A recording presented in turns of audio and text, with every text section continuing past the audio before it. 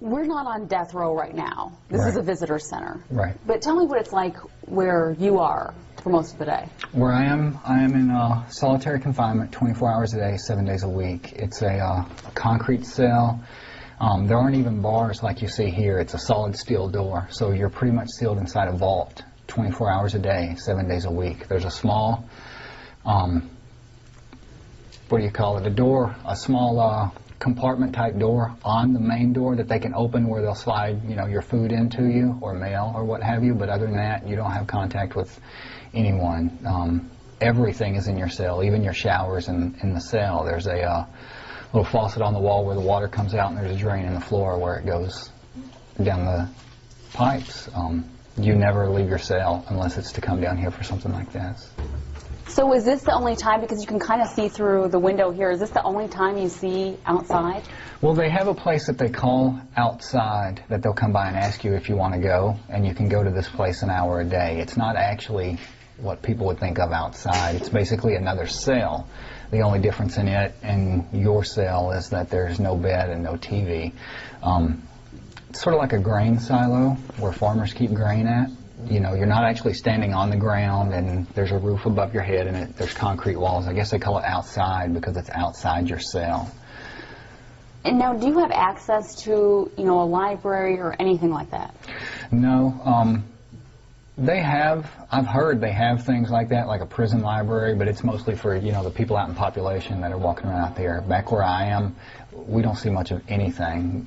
The books, things like that I have are ones that people have sent to me, you know, gifts from people who send things off of, you know, Amazon.com, things like that. All the books that I read are my own. And as far as technology goes? The only technology I've had any access to in almost 20 years is a television with the basic TV channels, you know, NBC, ABC, CBS. There's no cable TV. I've never actually seen the internet. I've never used a cell phone. I haven't even seen a computer since I think it was 1986 when I was in junior high school. So there's no technology at all. Wow. I mean, you've grown up on death row. You got there when you were 19. You're almost 36 now? I'll be 36 on December the 11th. I can't wrap my head around that. What is that like to grow up on death row? To live on death row? People ask me that, and I've wrestled with how to describe it to them, and there's almost no way to describe it because most people don't have anything this horrific in their frame of reference to compare it to. So I think it's one of those things I could probably talk about for days and days, and people may think that they have a basic grasp of it or an understanding of it, but in reality, they wouldn't. It's just too horrific for most people to be able to comprehend. How do you keep sane? You have to. One thing I noticed whenever I came in was how most of the people who come to prison, as soon as they walk in the doors, they enter something like a state of suspended animation. They don't grow anymore. They stop. They freeze. It's like when the age they were when they come in, that's what they are forever. And I didn't want that to happen to me. So I had to take it upon myself to deliberately engage in activities that would cause growth, that would cause me to keep moving forward as a human being. And that's what you have to focus on to keep from going crazy. You have to focus on educating yourself. You have to focus on your spiritual practice. You have to focus on keeping yourself as fit as you can physically, mentally, emotionally, because if you don't do it, no one else here is going to. This is basically a storehouse where they hold you until they get ready to kill you. And that's it. Let's go back to when this all started. When Stevie Branch and Christopher Byers and Michael Moore were killed. Did you know these boys? How did this all happen? I'd never even heard of them. They lived, you know, everyone refers to us as the West Memphis Three, but in reality we came from a very small town right on the outskirts of West Memphis called Marion. So we didn't have a great deal to do with West Memphis at all. I didn't know many people there at all. You know, we went to school in Marion.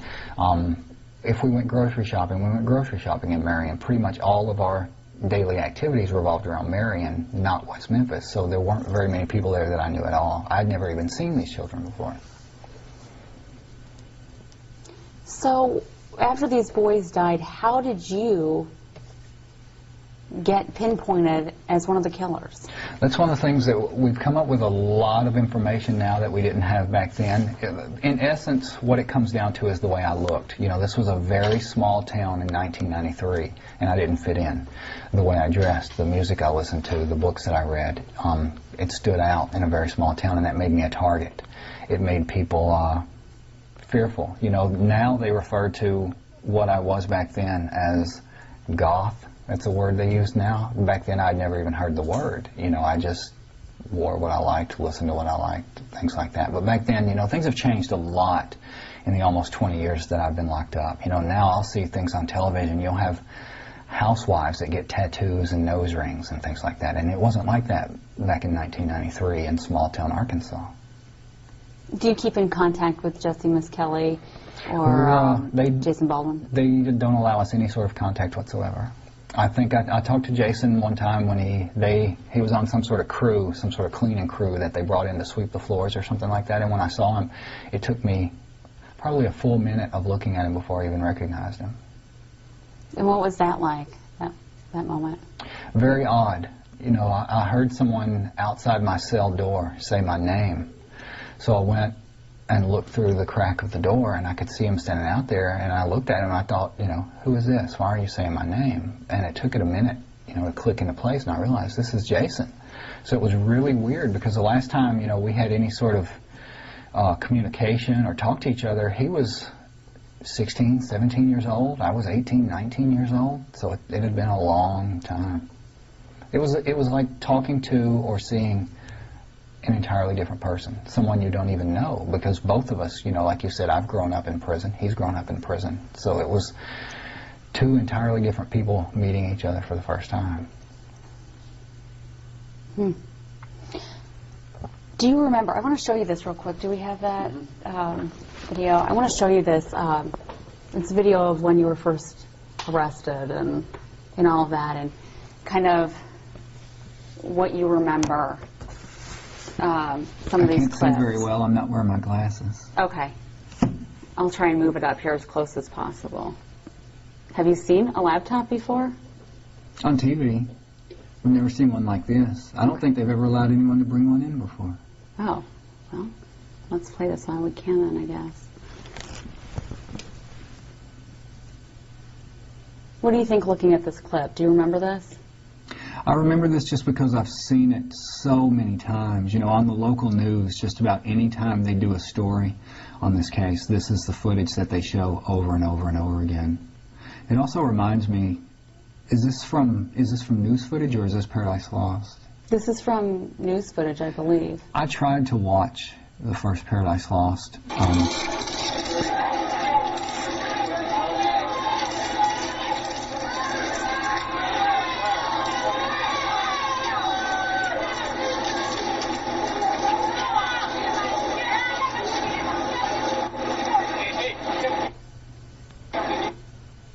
Let me try and turn this on.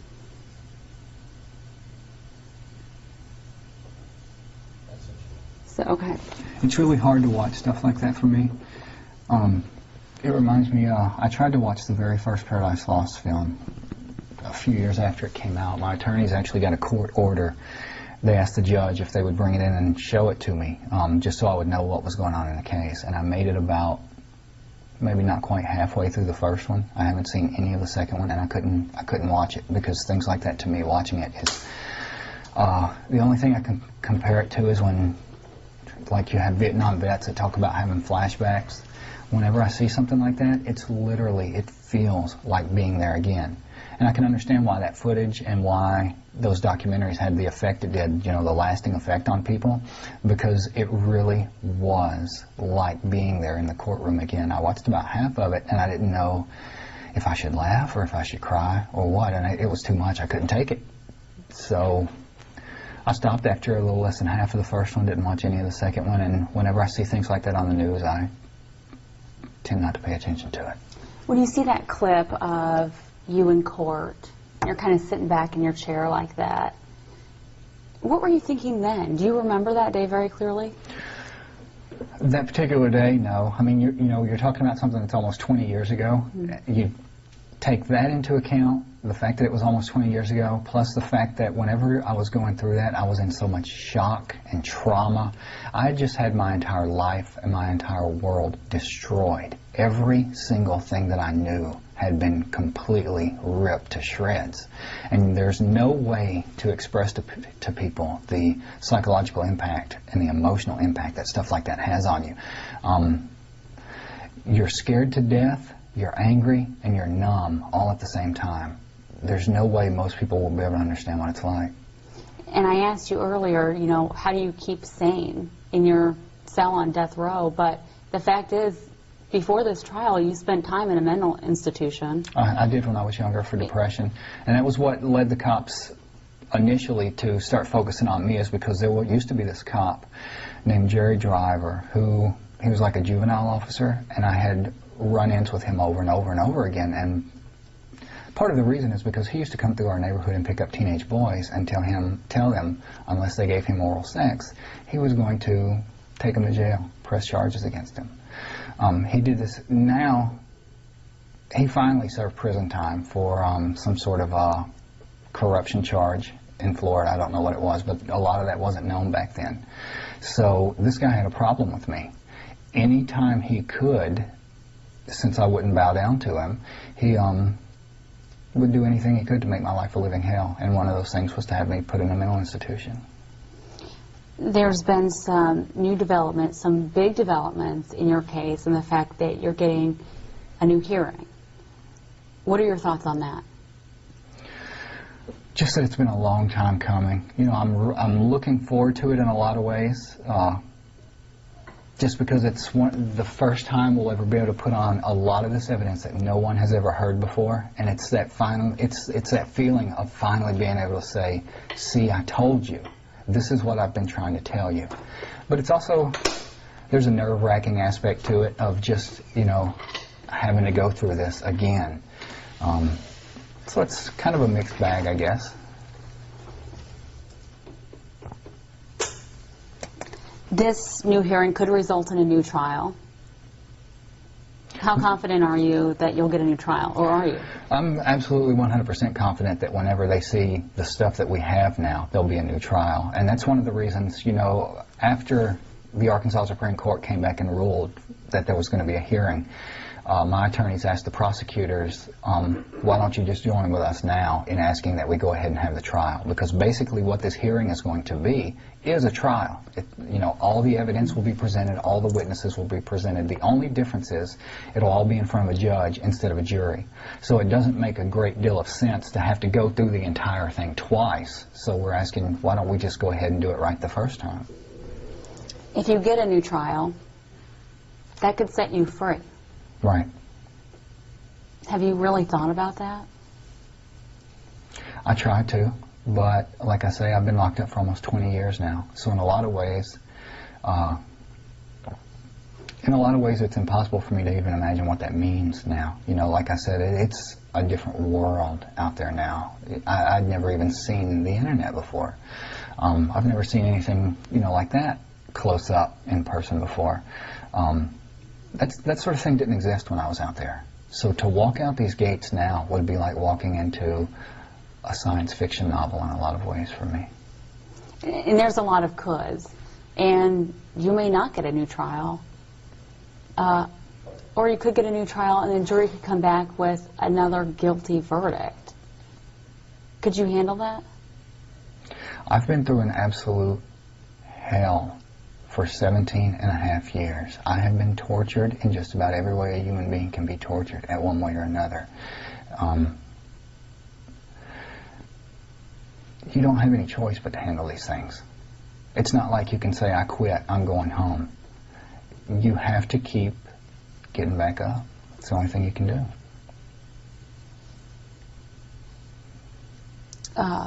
Do you have any communication with any other, do you see any other inmates? I mean, do you have any kind of contact with anybody else? There's nothing like conversations or anything like that. I'll see people from time to time, you know, if they're bringing someone past my door. Like I said a while ago, they brought Jason in one time to sweep the floor, and I could see him through the crack of the door. But it's nothing like, you know, sitting down like we're talking right now. There's nothing like that, no. How often do you get visitors? Once a week. We're allowed one visit a week for 3 hours. And most of the time, All of the time, it's Lori. It's Lori. Yeah. Let's talk about that because you're married. Right. I've been married since '99. We've been together for about 15 years now. She's done more work on this case than probably all the lawyers, investigators, and everyone else combined.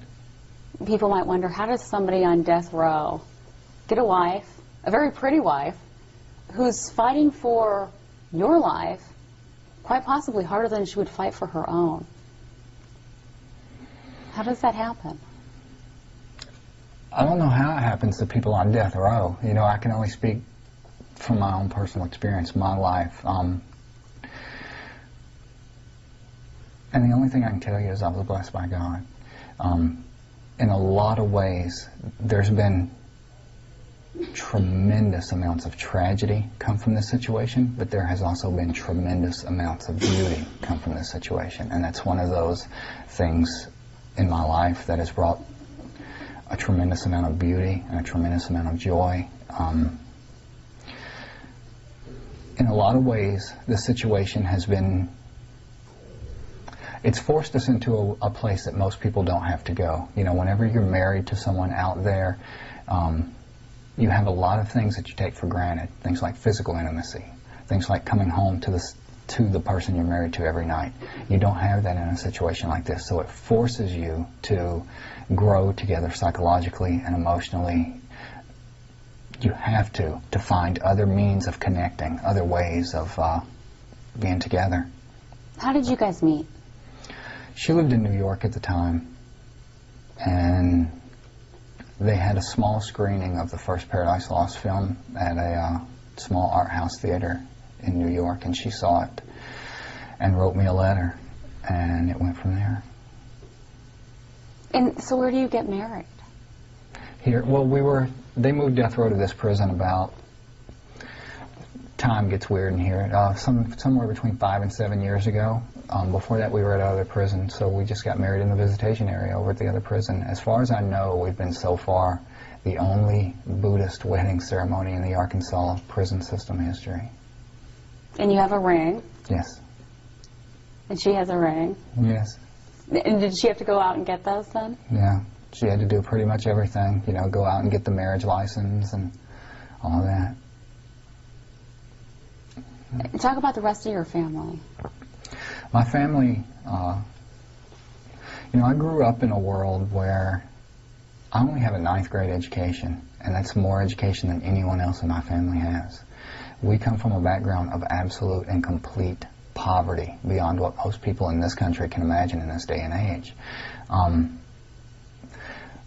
When you take all that to begin with and then throw this case on top of it, it broke my family. It destroyed my family in a lot of ways.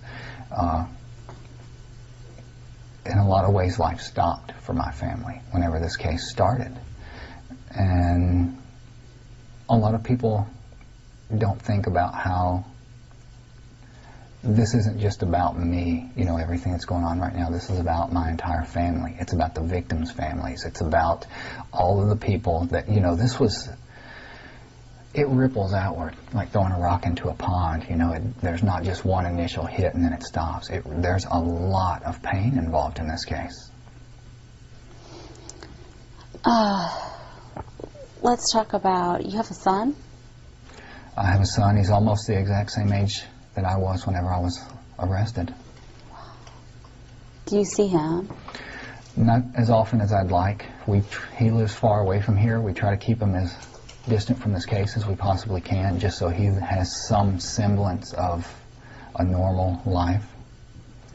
Which, you know, it's still going to leak in ways whenever you have to explain, you know, why is your father not here? But that's one of the things that you have to train yourself to not look at the negative aspects of, because if I start focusing on things and concentrating on things like the fact that I missed his entire childhood. You know, all the things that I loved so much whenever I was a kid, I never got to take him trick-or-treating.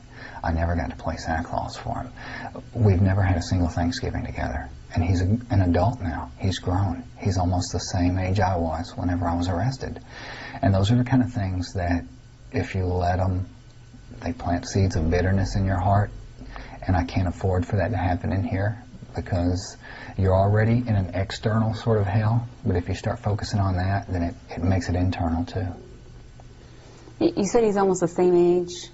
He's You 17. said your son is almost the same age as you were Exactly. when you were convicted. Exactly. What do you think about when you look at him and then look at where you are now? It's hard for me to comprehend things like that, you know. It's one of those things that you wrestle with, just trying to figure out, where did all this time go? You know, what happened? It's crazy. It's crazy. What do you think about all the celebrities that have gotten involved in this? Eddie Vedder, Johnny Depp, the Dixie Chicks. Do you have any contact? Have you ever had any contact with them personally? Mm-hmm. You know, that's one of the things people talk about. You know, they ask a lot of questions about the celebrity aspect of the case, and for me, it's not really about that. I don't experience a lot of that because I'm in here, like I said, 24 hours a day. To me, you know, when... Do you even know them as celebrities? I mean, well, that's kind of what it's hard. Eddie Vedder, you know, when Eddie comes here, we'll sit here and we're talking about baseball and we're eating M&Ms. You don't equate that with the person you hear come on the radio sometimes.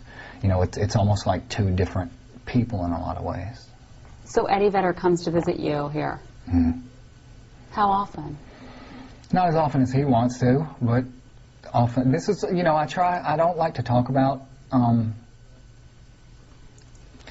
these people have people chasing them constantly, focusing on them, you know, trying to take pictures of them, trying to ask them questions. So I try to be as respectful as I can about their personal lives, and you know, the last thing they need is to show up here and have, you know, people waiting to take pictures of them outside the front gate or something. So I don't talk about it a lot.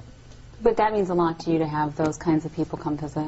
Yeah, you know, that was one of the things, like whenever they had the big concert in Little Rock a while back, and I think most people focused on the celebrity aspect of it, but for me, I guess the thing that meant the most to me, or had the most impact for me, was the fact that it was done completely and entirely out of love. You know, these are people that Lori and I both have known for years, and that have come to mean a great deal to us in our lives, and they didn't gain anything from doing this. You know, it didn't boost their careers, they didn't make huge amounts of money off of it.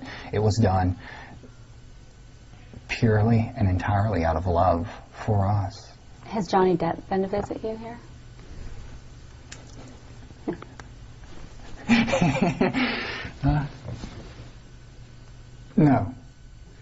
No. He hasn't been here to the prison yet. You know, there's a lot of...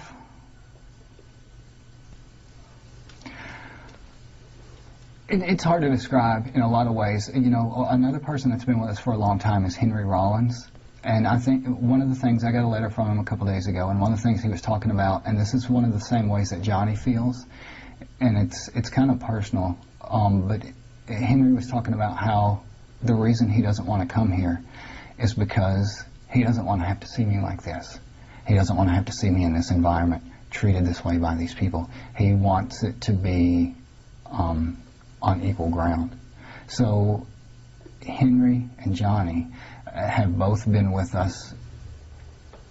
You know, I told him, don't worry about it. It's one of those things, you've been with us in mind, you've been with us in heart, you've been with us in spirit for years now, and that's what matters. So you talk with them back and forth in letters. Right. Did you keep all those letters? No. If it's something important, I'll send it out to Lori, and she keeps it. You know, she's had to rent an entire storage facility to hold a lot of stuff.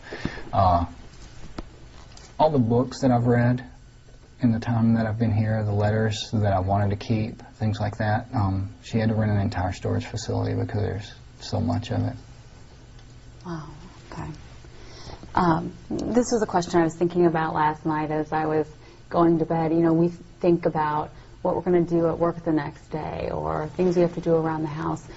What do you think about when you go to bed at night? Different things on different days, I guess. A lot of what consumes my time here, and this is what I focus on most of the time, to the point where, you know, people think that I'm probably obsessed, sitting around thinking about the fact that I'm in prison all the time, and I'm not really. I have things that I work on, things I think about, things I do, and one of the things that's been extremely therapeutic for me, and that has allowed me to survive in here through all these years, is my spiritual practice. So that's what I'm focusing on most of the time. You know, I've had to learn things. Just one example, back when I first came into the prison, the guards, I guess they decided they were going to throw me a welcome to the neighborhood party, so they put a knife in my cell and carried me back to the part of the prison they called the hole, where for the next 3 weeks they beat me, they starved me, and they tortured me in just about every way you can torture a human being. They beat me so bad I pissed blood. One of the things they did is they messed up my teeth. They caused a lot of damage in my teeth. Well, in prison there are no root canals, there are no crowns, there are no caps. I was in more pain than most people can imagine. Imagine the absolute worst toothache you've ever had in your life, and then imagine it multiplied by 10, and then imagining it lasting for years. Well, there was nothing I could do. You know, they told me, deal with the pain as long as you can, and then when you can't take it anymore, we'll pull your teeth out.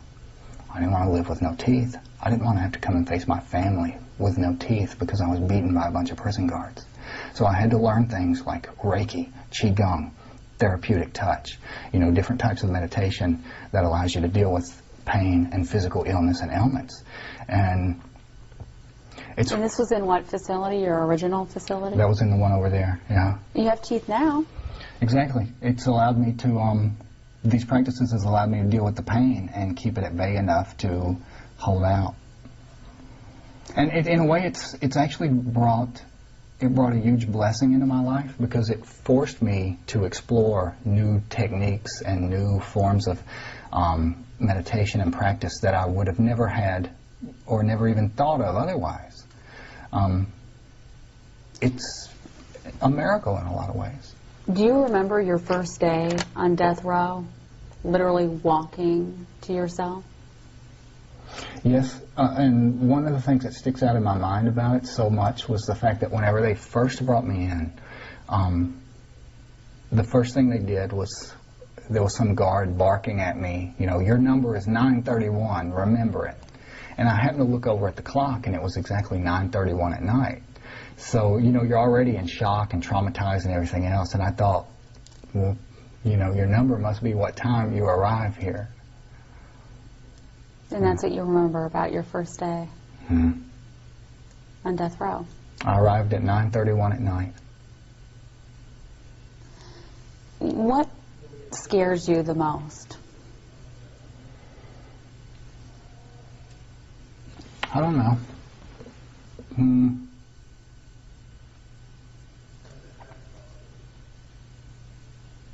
I don't know. I wouldn't even know how to begin answering that.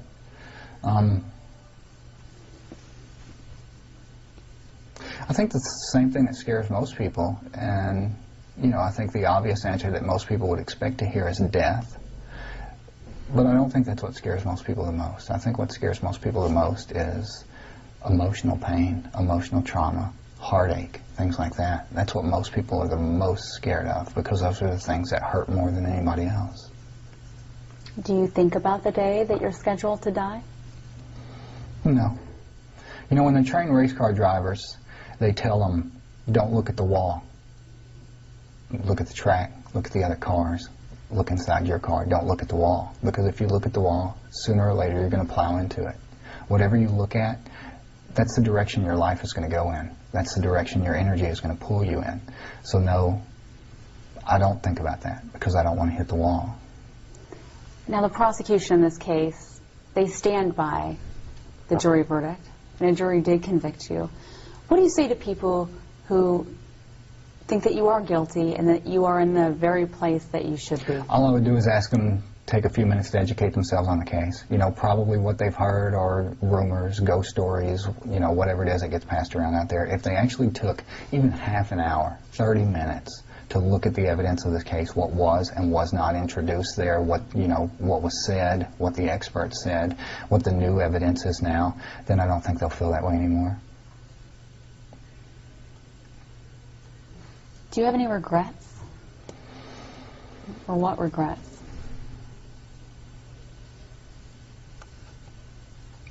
Nothing major, I don't think. Nothing big, Mostly it's things I don't have any control over. Like, for example, just wishing I could have been a bigger part of my son's life.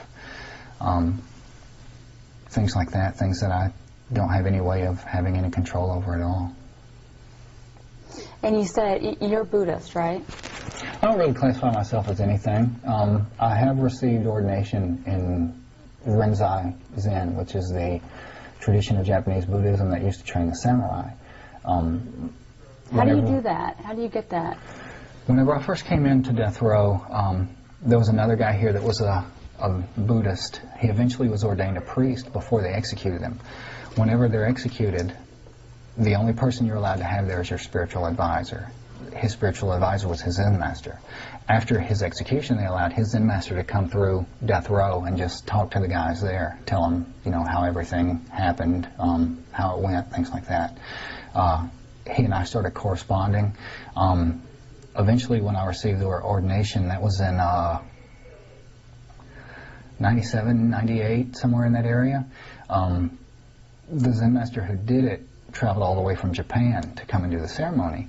And he didn't speak English, so everything had to be done through an interpreter, through a translator, and it was done in the visitation area of the prison.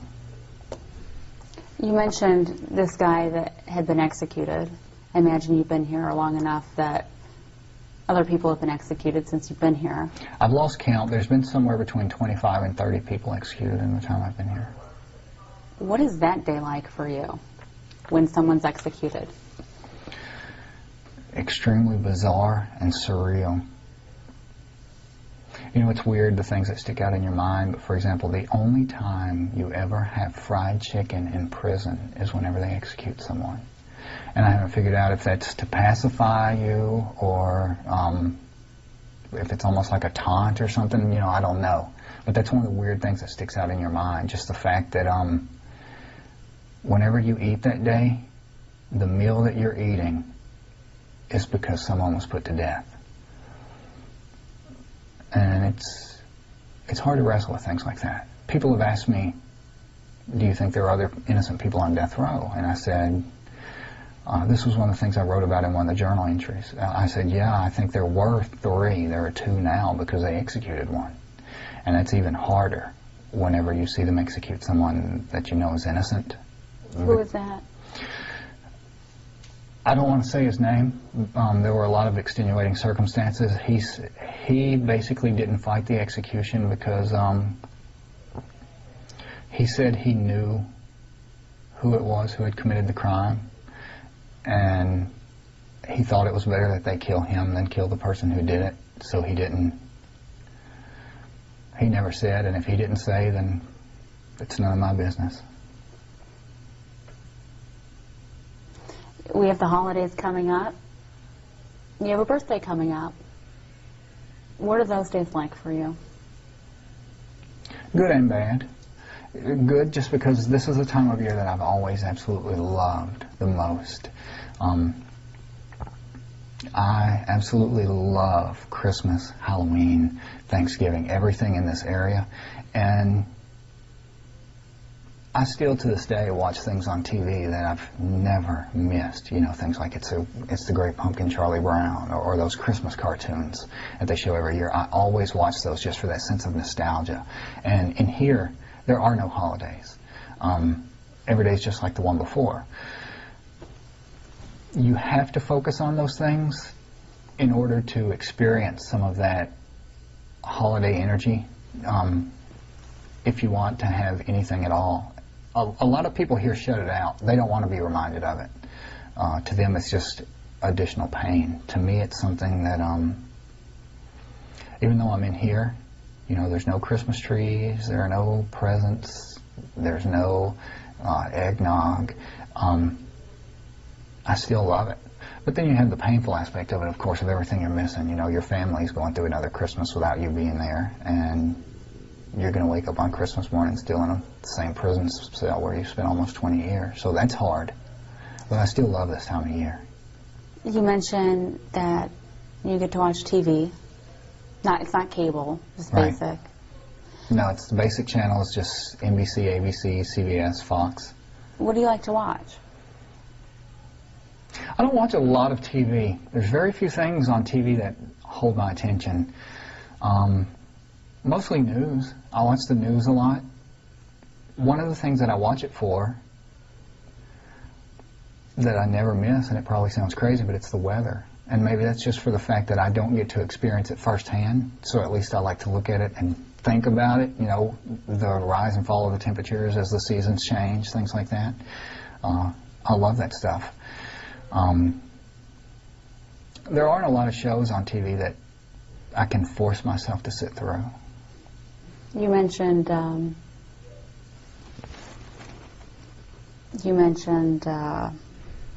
you like to watch the weather on the news, and that you hadn't seen a computer since, or been on one at least, since 1986. Right.